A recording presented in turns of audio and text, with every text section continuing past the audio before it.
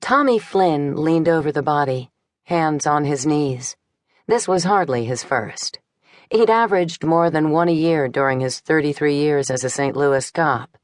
Though he'd retired from the force 12 years ago, he could still recall each one. Shooting victims mostly, and mostly men.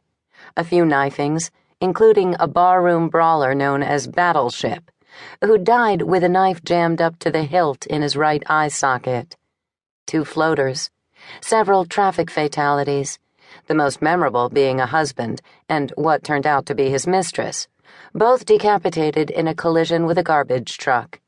He'd been driving a Porsche 911, top down. By the time Tommy and his partner arrived at the scene, a drunk bystander had retrieved the heads and put them on the corpse's laps, although he'd placed the man's on the woman's lap and vice versa. Generated some crude jokes back at the station. This wasn't his first jumper either. He'd had 2 others, both men, both in their 30s, both hitting the sidewalk head first after falls of several stories. Hard to forget those 2. From the neck up, hamburger helper. But this was the first corpse he'd known.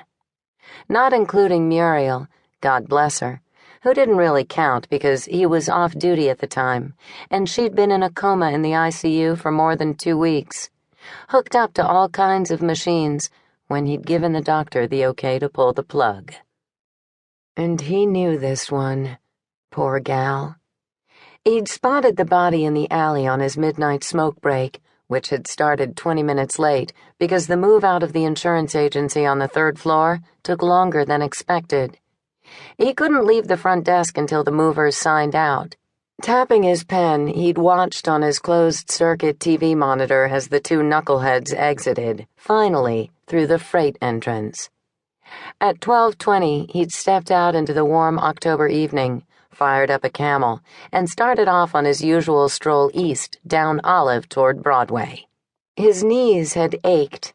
They always did after sitting. Arthritis. Walking helped loosen things. An alley separated his office building, the Shodo Tower, from the parking garage to the east. He'd glanced over as he passed by the alley. That's when he saw the corpse, or what appeared to be a corpse. He'd seen bodies in the alley before, but they'd turned out to be drunks passed out, or homeless people bundled in rags. From habit instilled by all those years on the force, he'd checked his watch before stepping into the alley. 12:24 a.m.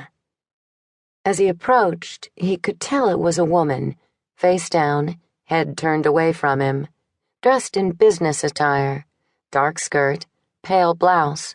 Although the light was too dim to see colors, he knew that the fluid pooled around her head was blood. There was also blood darkening the back of her blouse. He could tell she'd fallen from a great height. Her skull was partially crushed.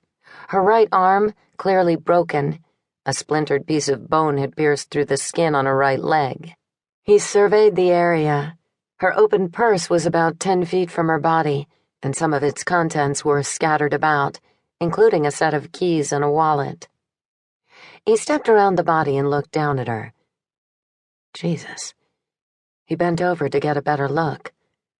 Jesus H. Christ. He knew her. Not well, but better than he knew most of the lawyers at Warner and Olson, the main tenant in the Shodo Tower. The firm took up the top 4 floors, worked crazy hours, those lawyers, especially the younger ones, like this gal. She worked late most nights, which is how he got to know her. Back before they opened the 6th floor crosswalk to the parking garage, his duties had included escorting any female leaving the building after 8 o'clock to the parking garage. He'd escorted her several nights a week, every week. She'd been a bashful one, a foreigner, an Arab or maybe one of those Pakistanis, but spoke perfect English, no accent. Pretty gal, too, in that modest foreign style. Seemed embarrassed about taking him away from the front desk so many nights, but was always grateful and thanked him in such a heartfelt way that he ended up the embarrassed one, shrugging.